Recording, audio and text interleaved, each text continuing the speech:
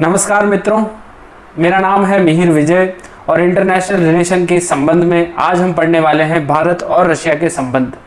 मैं आशा करता हूं कि आप आनंद में होंगे और आज हम बहुत ही उत्साह के साथ एक पॉजिटिव वाइब्स के साथ शुरुआत करने वाले हैं एक नया चैप्टर, इंडिया और रशिया रिलेशंस।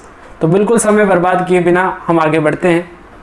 दोस्तों, भारत का एक बहुत ही पुराना मित्र, एक बहुत ही भरोसेमंद दोस्त है रशिया। और अभी तक हमने इंडिया और यूएसए और इंडिया के पड़ोसी देशों के साथ संबंध पढ़ लिए हैं और अब हम पढ़ने वाले हैं भारत के रशिया के साथ संबंध। तो शुरुआत करते हैं दोस्तों। वैसे फॉरेन पॉलिसी की शुरुआत होती है, जस्ट अ मिनट, हाँ। तो दोस्तों, भारत की इंडिपेंडेंट फॉरेन पॉलिसी की शुरुआत होती है जब भारत आज़ाद होता है साल 1947 में, ठीक है। अब 1947 के समय दुनिया का इन्वायरमेंट क्या था? तो दोस्तों, उस समय आपने वर्ल्ड हिस्ट्री में पढ़ा होगा कि चल रहा था कोल्ड वॉर।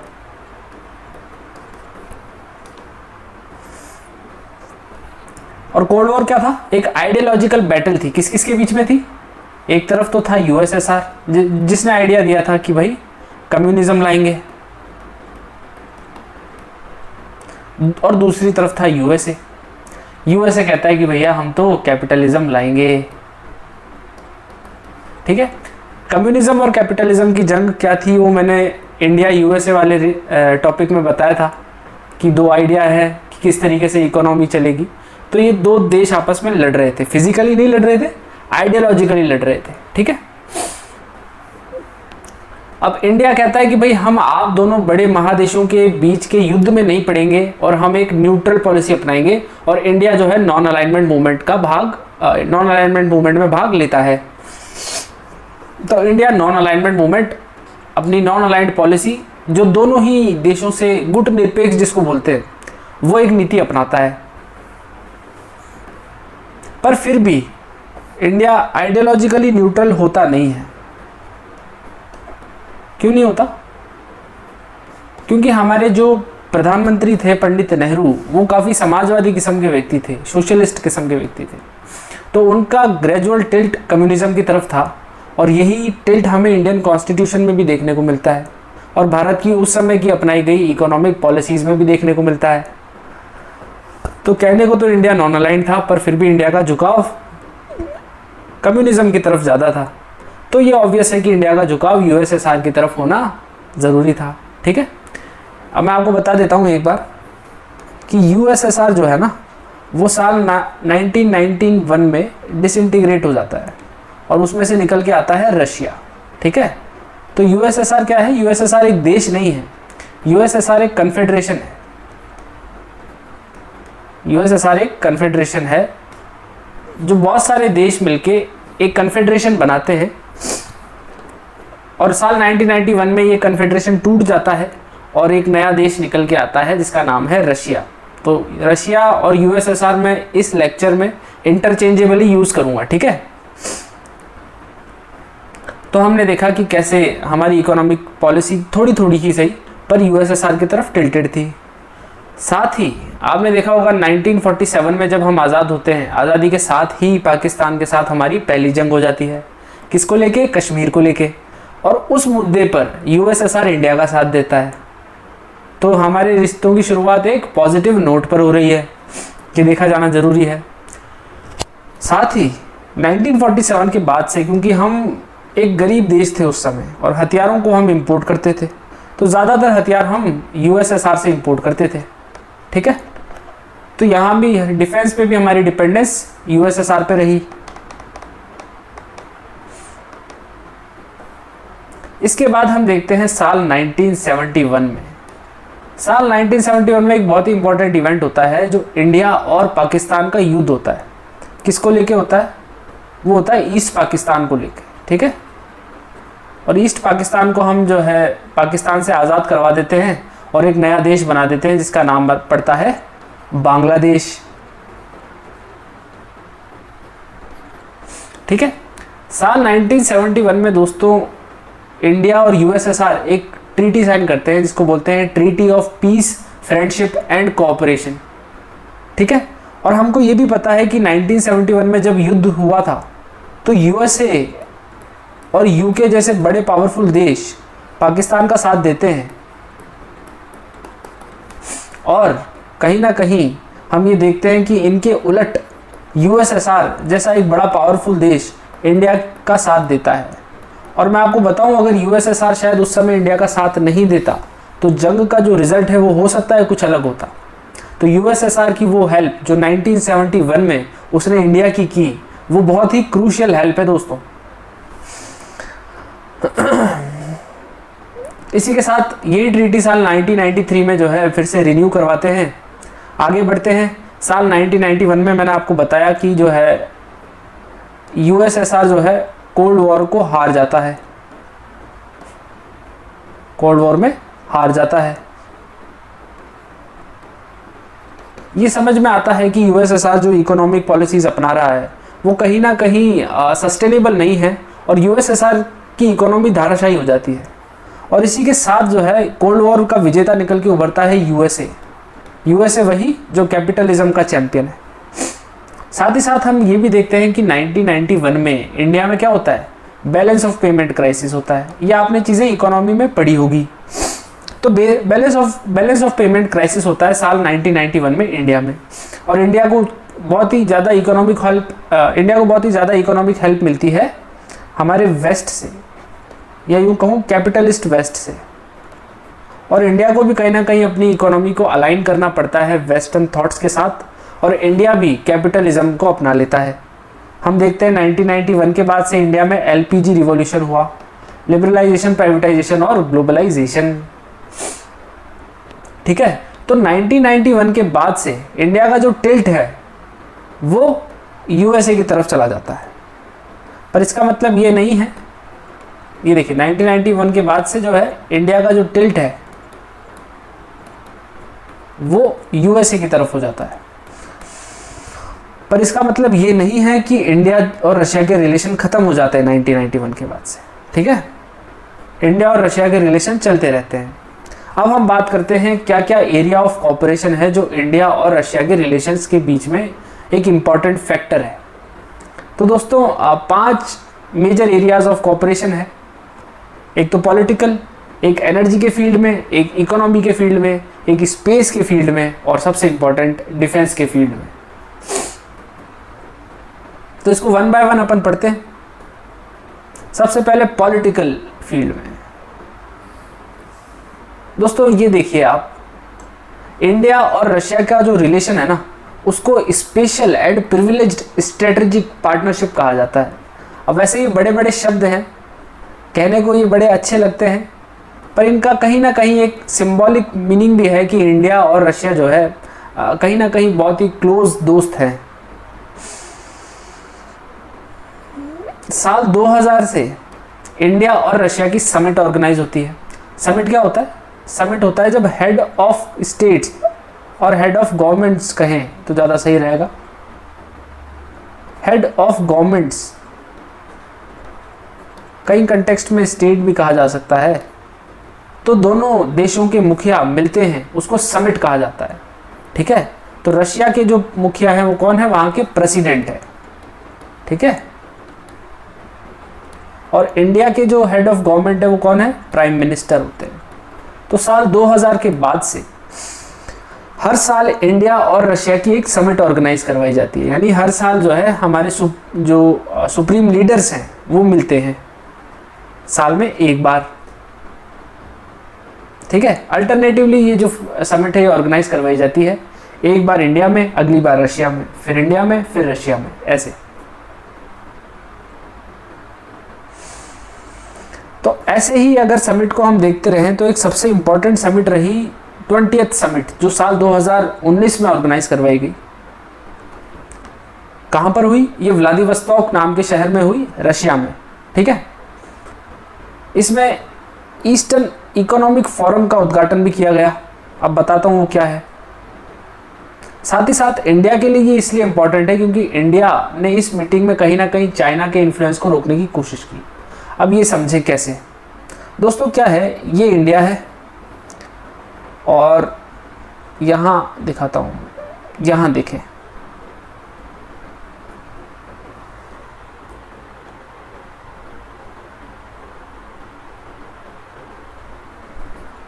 दोस्तों ये है ऊपर जो रेड कलर में है, ये रशिया है। अब रशिया जो है ना, ये वाला जो पार्ट है रशिया का, ये वाला जो रीजन है, यानी ये जो ईस्टर्न साइड है ना रशिया की, ये बहुत ही कम डेवलप्ड है, लेस डेवलप्ड। ऐसा क्यों? क्योंकि रशिया का जो मेजर सिटी है मॉस्को वगैरह, और आप रशिया की अगर हिस्ट्री भी पढ़ेंगे तो वो यूरोप में ज़्यादा पार्टिसिपेट करता है। तो रशिया में जो डेवलपमेंट है ना वो इस रीजन में ज़्यादा है, वेस्टर्न साइड में, और ईस्टर्न साइड में कम है। एक वजह ये भी है कि यहाँ जो रीजन है ना, यहाँ प्लेन्स नहीं है, थोड़ा सा टेरेन जो है वो रफ टेरेन है, जो सरफेस है वो अच्छा नहीं है, कहीं ना कहीं बहुत सारे प्लेट्यूज हैं, और डेवलपमेंटल एक्टिविटीज़ ज़्यादा यहाँ होती नहीं है। तो इसलिए रशिया का जो ये ईस्टर्न पार्ट है ये बहुत ही कम डेवलप्ड है। तो कहीं ना कहीं ईस्ट इकोनॉमिक फोरम जिसकी मैं बात कर रहा था, उसमें इंडिया प्रॉमिस करता है कि रशिया, हम आपके इस ईस्टर्न सेक्टर को डेवलप करने में आपकी मदद करेंगे।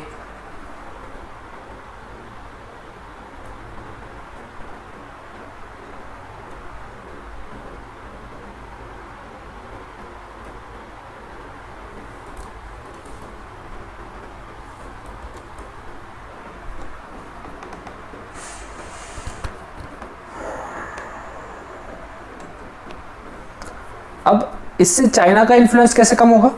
क्योंकि अगर इंडिया इन्वेस्ट नहीं करेगा तो चाइना इन्वेस्ट करेगा, और अगर चाइना इन्वेस्ट करेगा तो सिर्फ इन्वेस्टमेंट नहीं करेगा, रशिया को वो अपना एक अच्छा दोस्त बना लेगा। और इंडिया का कहीं ना कहीं आप जानते हैं इंडिया और चाइना के रिलेशंस अच्छे नहीं हैं, वो इंडिया ऐसा कभी नहीं चाहेगा। तो चाइना का इन्फ्लुएंस कम करने के लिए इंडिया ने कहा कि भाई हम 1 बिलियन लाइन ऑफ क्रेडिट आपके इस फार ईस्ट रीजन के डेवलपमेंट के लिए देंगे। लाइन ऑफ क्रेडिट यानी एक सस्ता लोन होता है, ठीक है। तो इंडिया कहता है कि हम इस रीजन को डेवलप करने के लिए $1 बिलियन का लोन देंगे। साथ ही साथ एक शिपिंग लिंक स्टार्ट करेंगे चेन्नई शहर और व्लादिवोस्तोक के बीच में, ठीक है। व्लादिवोस्तोक जो शहर है वो रशिया के फार ईस्ट में है। अब आप ये देखिए साइड में आपको दिख रहा होगा, तो इंडिया का ये जो है ये चेन्नई शहर है, और यहाँ से एक शिपिंग रूट यानी शिप्स डायरेक्ट चलेंगे मलक्का स्ट्रेट होते हुए ऊपर, ये व्लादिवोस्तोक शहर है। तो यहाँ से जो है एक डायरेक्ट शिपिंग रूट चलेगा, तो हमारे प्रोडक्ट्स यहाँ से जाएंगे और वहाँ इंपोर्ट हो जाएंगे, और वहाँ से हो सकता है कुछ प्रोडक्ट इंडिया में आने होंगे जैसे ऑयल वगैरह, तो वो वहाँ से लोड होंगे और इंडिया के चेन्नई शहर में उतर जाएंगे। तो एक तरीके से इंडिया और इंडिया और रशिया का ट्रेड बढ़ेगा।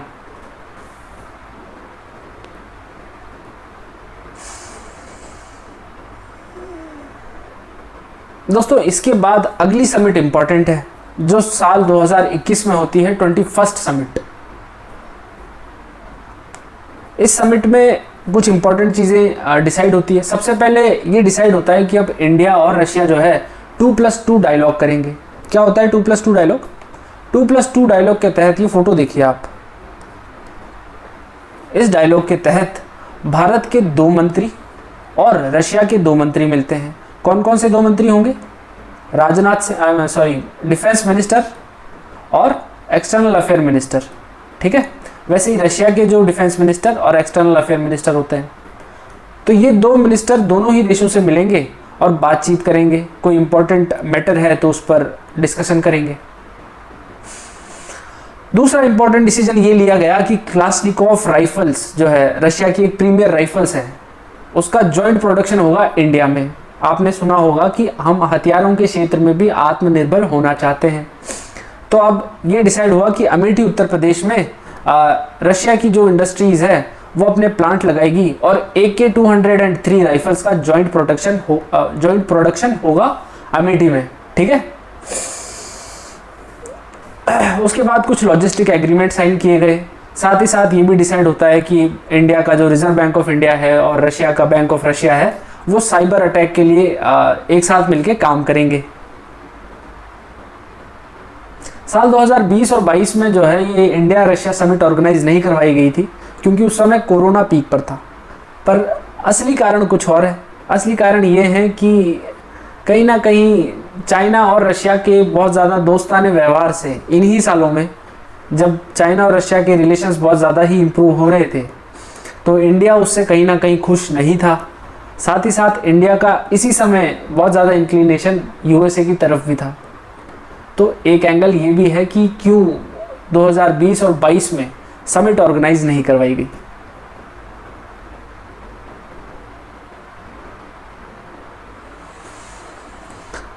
तो दोस्तों, अभी हमने देखा पॉलिटिकल क्षेत्र में कैसे दोनों देश इंडिया और रशिया एक दूसरे का साथ दे रहे हैं। अब हम देखते हैं एनर्जी के क्षेत्र में कैसे इंडिया और रशिया एक दूसरे का साथ दे रहे हैं। दोस्तों, रशिया जो रीजन है ना, वो ज्योग्राफिकली बहुत ज़्यादा एडवांटेज्ड है, और ख़ास करके एनर्जी के क्षेत्र में, क्योंकि रशिया जो है वो बहुत ज़्यादा रिच है ऑयल में। ऑयल और नेचुरल गैस का बहुत अच्छा प्रोडक्शन करता है रशिया। ठीक है, तो जैसे हमारे यहाँ इंडिया में अगर ज़मीन खोदते हैं तो पानी निकलता है, वैसे रशिया में अगर ज़मीन खोदते हैं तो ऑयल निकलता है।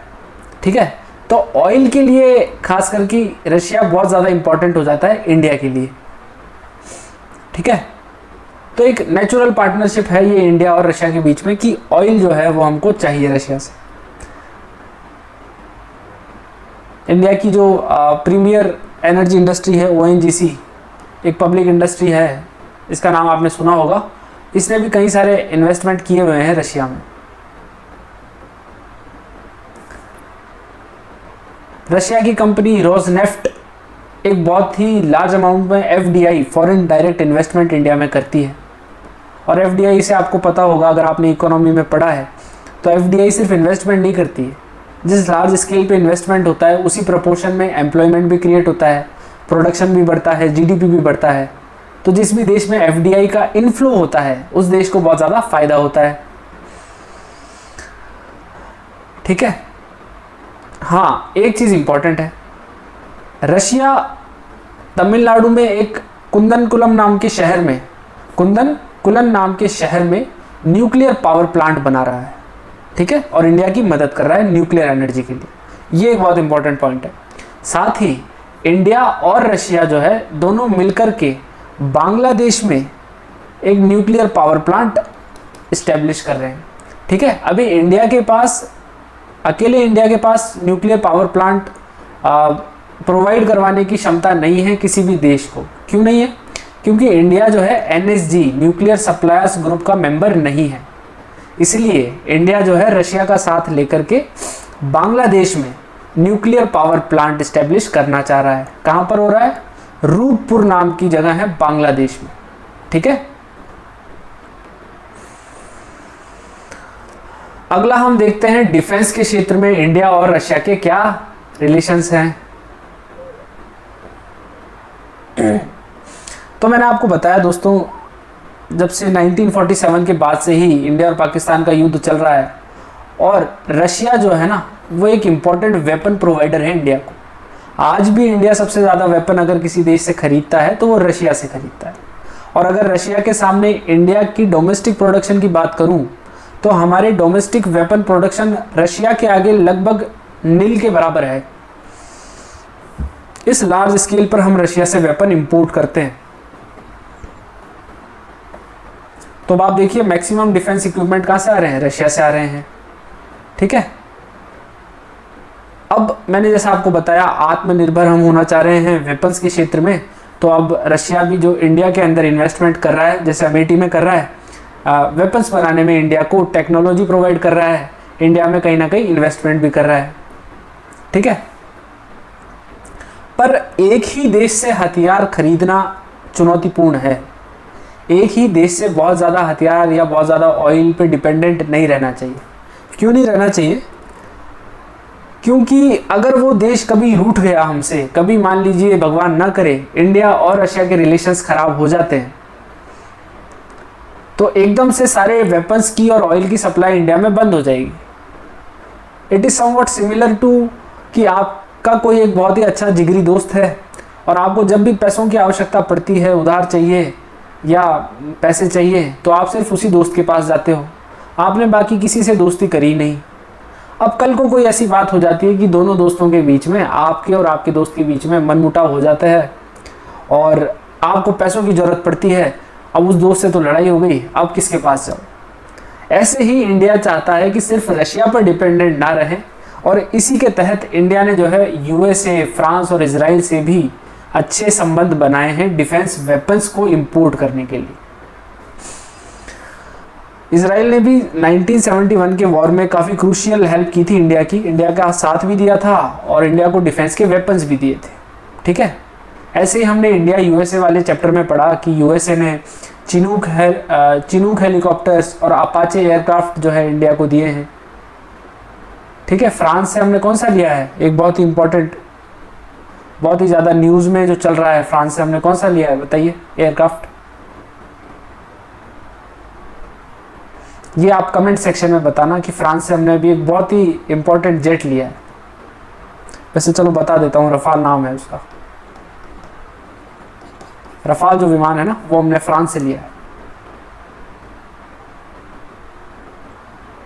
तो आप देखो कि साल 2015 तक लगभग 70% जो हमारे डिफेंस परचेजेस थी वो रशिया से हम करते थे, पर हमने देखा कि यार ये तो एक ही देश से सब कुछ खरीदना सही नहीं रहेगा, और हमको ये भी समझ में आया कि रशिया और चाइना क्लोज होते जा रहे हैं, रशिया और पाकिस्तान क्लोज होते जा रहे हैं, तो हमने जो ये परचेज कम कर दी, और अभी जो है साल 2016 से 21 के बीच में मात्र 50% ही रह गया है रशिया से डिफेंस इंपोर्ट।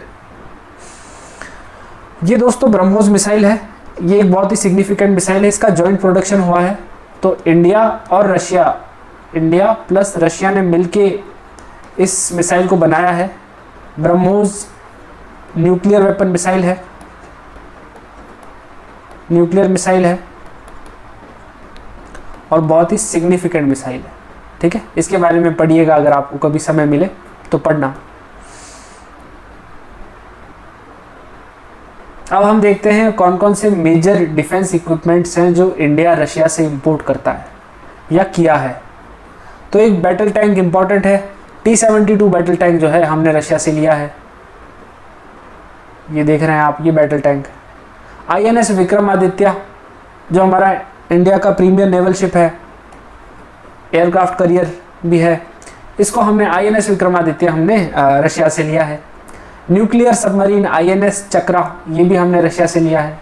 और हमने बहुत सारे इंपॉर्टेंट फाइटर जेट्स लिए हैं जैसे MiG-21, MiG-29 और सुखोई। ठीक है, ये सुखोई है, ये वाला सुखोई है,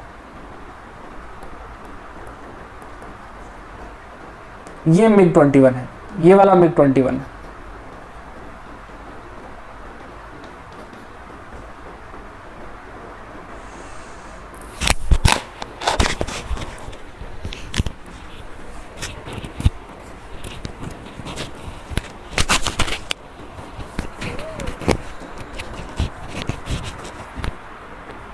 साथ ही साथ दोस्तों एक बहुत ही इंपॉर्टेंट हमने मिसाइल डिफेंस सिस्टम भी रशिया से लिया है। यहाँ ये डिफेंस की स्पेलिंग गलत हो गई, इसको आप सही कर लेना, DEFENC आएगा यहाँ पर, CE डिफेंस। तो एक बहुत ही इंपॉर्टेंट डिफेंस सिस्टम हमने रशिया से इंपोर्ट किया है, जिसका नाम है S-400। ये रहा S-400। कैसे काम करता है S-400? ये है मिसाइल डिफेंस सिस्टम, यानी अगर कोई मिसाइल हमारे देश पर आक्रमण करना चाहती है तो ये ज़मीन से ही हमारे रडार के थ्रू पता लगा लेगा।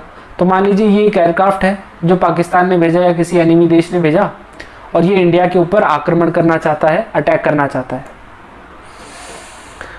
तो S-400 सिस्टम का जो ये लॉन्ग रेंज का सर्विलेंस रडार है, ये सबसे पहले आइडेंटिफाई कर लेगा कि इंडिया के एयर स्पेस में कोई गलत चीज़ घुस गई है, और ये आगे कमांड भेज देगा, कमांड व्हीकल को और एंगेजमेंट रडार को। एंगेजमेंट रडार और लॉन्च व्हीकल आपस में कोऑर्डिनेट करके उस एयरक्राफ्ट को या उस मिसाइल को भारत की ज़मीन पे पहुंचने से पहले ट्रेस कर लेंगे, और यहाँ से एक काउंटर मिसाइल्स जो है ये दिख रहे हैं आपको, ये काउंटर मिसाइल्स भेज देंगे, और ये मिसाइल्स इससे टकरा के इसको ज़मीन पर पहुंचने से पहले ही ख़त्म कर देंगे। ये देखिए, ये यहाँ से जाएंगे और ये सिर्फ एयर स्पेस पे है, ज़मीन पे नहीं पहुंचा है, उससे पहले ही इसको ख़त्म कर दिया जाएगा। ये है S-400 मिसाइल सिस्टम। ये इंडिया रशिया से इंपोर्ट कर रहा है, और इसको इंपोर्ट करने के लिए बहुत सारी चीज़ें झेलनी भी पड़ी इंडिया को। हमने बात करी थी इंडिया यूएसए लेक्चर में काटसा की, countering American adversary through sanctions act. तो वो काटसा एक्ट भी इंडिया के ऊपर लगने का रिस्क है, पर फिर भी इंडिया S-400 को इंपोर्ट कर रहा है।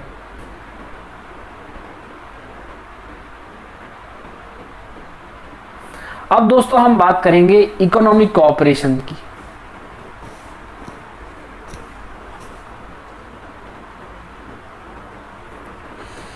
इकोनॉमी के फील्ड में रशिया और इंडिया किस तरीके से कोऑपरेट कर रहे हैं। दोस्तों अभी मैंने बताया कि इंडिया जो है वो एक बड़ा इंपोर्टर है, रशिया से इंपोर्ट करता है। क्या इंपोर्ट करता है? इंडिया एक बड़ा इंपोर्टर है। तो इंडिया रशिया से क्या इंपोर्ट करता है? डिफेंस वेपन्स इंपोर्ट करता है। और इंडिया ऑयल इंपोर्ट करता है, नेचुरल गैस इंपोर्ट करता है। तो खासकर कि एनर्जी और डिफेंस के क्षेत्र में हम बहुत ज़्यादा इंपोर्ट करते हैं रशिया से। पर अभी तक के डिस्कशन में हमने एक बार भी ये जिक्र नहीं किया कि इंडिया क्या एक्सपोर्ट करता है रशिया। और कहीं ना कहीं इस बात का हिंट है कि इंडिया जो है रशिया के साथ ट्रेड डेफिसिट में है। तो हम रशिया से बहुत भारी मात्रा में इंपोर्ट करते हैं पर एक्सपोर्ट बहुत ही कम करते हैं। और हम देखें तो एक ट्रेड बैलेंस जो है ना वो रशिया के फेवर में ज़्यादा है। तो हमारा होने को तो बायलैटरल ट्रेड लगभग $15 बिलियन के करीब है, पर फिर भी इन $15 बिलियन में से ज़्यादातर ट्रेड जो है ना वो रशिया से इंपोर्ट होता है। तो हम एक्सपोर्ट लगभग न के बराबर करते हैं और इंपोर्ट बहुत सारी चीज़ें करते हैं। तो ये कॉज ऑफ कंसर्न है इंडिया के लिए।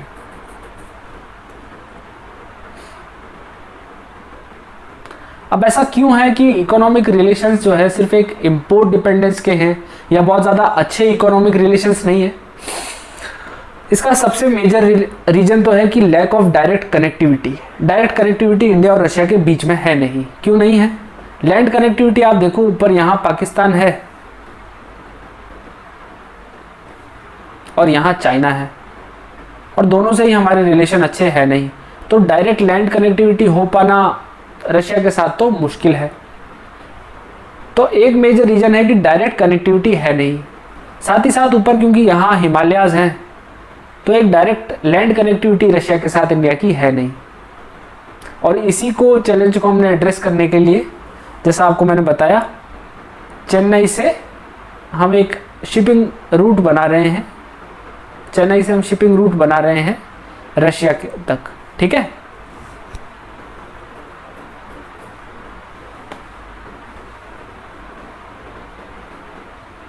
दूसरा इंपॉर्टेंट रीजन वो ये है कि दोनों ही देशों के बीच में एक इंपॉर्टेंट कोई क्रूशियल फ्री ट्रेड एग्रीमेंट नहीं हुआ है। फ्री ट्रेड एग्रीमेंट क्या होता है?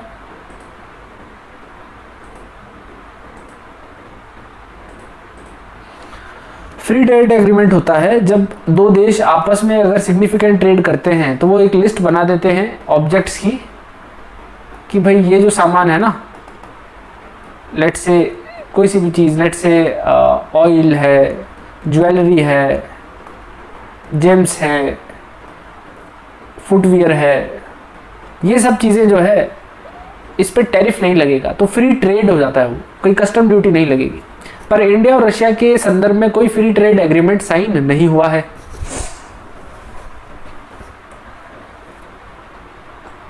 ठीक है। साथ ही साथ अगर हम और चैलेंजेस देखें तो वो ये है कि कोई मार्केट स्टडी नहीं हुई है। तो दोनों ही देशों के बीच में प्रोडक्ट की अवेयरनेस के बारे में कोई ज़्यादा कंसर्न नहीं है।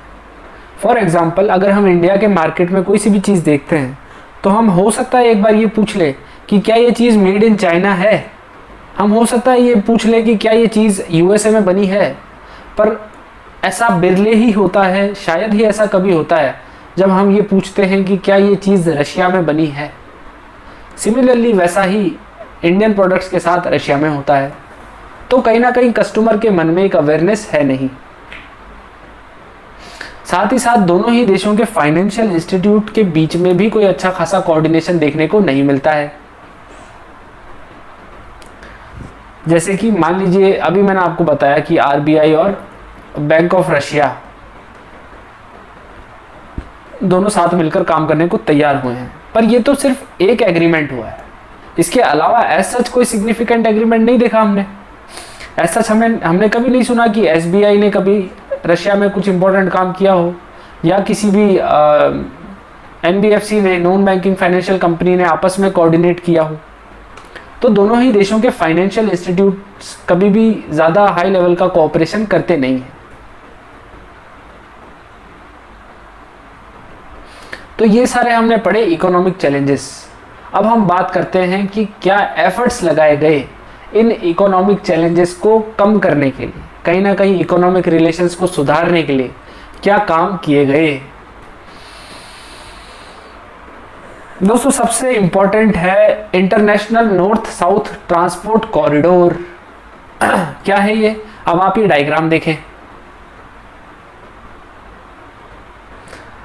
एक ट्रांसपोर्ट कॉरिडोर बनाया गया, इमेजिन किया गया और आपस में कंसल्ट करके डिसाइड किया गया कि हम, क्योंकि इंडिया पाकिस्तान के थ्रू या चाइना के थ्रू रशिया तक नहीं जा सकता, तो किसी और देशों के through like Iran, Turkey, Azerbaijan की तरफ होते हुए हम किसी तरीके से रशिया से एक कनेक्टिविटी डेवलप कर लें। ठीक है, तो ये साल 2000 में लॉन्च किया गया। नाम क्या है? INSTC, international north south transport corridor. ये मैप में दिख रहा है इंडिया का मुंबई शहर, यहाँ से चाबहार होते हुए ईरान, देन आपका अजरबैजान और यहाँ मॉस्को, ये आपका रशिया है। ठीक है, इसमें जैसे यहाँ से तो हमारा जो है मुंबई से तो जो है सी ट्रेड से, जस्ट अ मिनट, मुंबई से जो है सी ट्रेड होगा, फिर ईरान में हम लैंड रूट से ट्रैवल करेंगे, फिर ये कैस्पियन सी है, यहाँ फिर से एक सी रूट है और फिर यहाँ से वापस लैंड रूट है मॉस्को के लिए। तो ये 7200 किलोमीटर का एक मल्टी मॉडल ट्रांसपोर्ट कॉरिडोर बनाया गया। ठीक है, इसमें कितने देश मेंबर्स हैं? 13 देश हैं जो इसके मेंबर्स हैं। ठीक है, 13 countries are the members of INSTC। पर अभी आपको पता है USA ने जो है यहाँ ईरान के ऊपर सैंक्शंस लगा रखे हैं और इस वजह से हम जो है इस INSTC के प्रोजेक्ट के साथ बहुत ज़्यादा आगे नहीं बढ़ पा रहे हैं।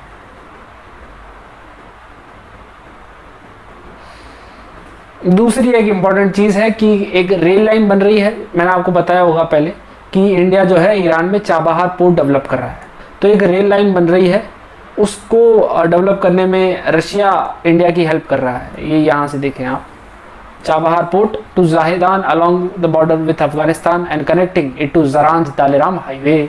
तो ये चाबहार पोर्ट ये रहा, ये जरांज दालेराम हाईवे है। ठीक है, फिर मैंने आपको शुरुआत में बताया एक चेन्नई व्लादिवोस्तोक शिपिंग लिंक भी डेवलप कर रहा है।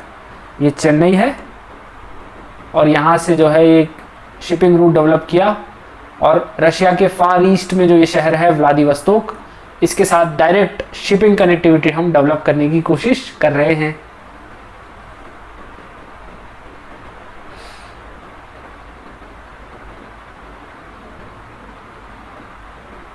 ठीक है, इसी दिशा में और भी बहुत सारे स्टेप्स लिए गए हैं, आप ये स्वयं पढ़ सकते हैं, इसको एक्सप्लेन करने की ज़्यादा ज़रूरत नहीं है। दोस्तों अगला एरिया है स्पेस का, तो स्पेस कोऑपरेशन की अब हम बात करने वाले हैं।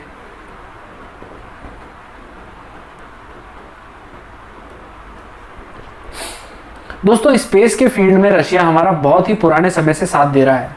हम देखते हैं कि भारत जब एक गरीब देश था, जब इतना डेवलप नहीं था, तो जो हमारे शुरुआती लॉन्च प्रोडक्ट्स थे, जो हमारे शुरुआती सैटेलाइट्स थे, जिन्हें लॉन्च करने की ना तो टेक्नोलॉजी हमारे पास थी ना फाइनेंस हमारे पास था, तो उसे USSR ने, जो कि आपका रशिया है, उसे USSR ने लॉन्च किया था।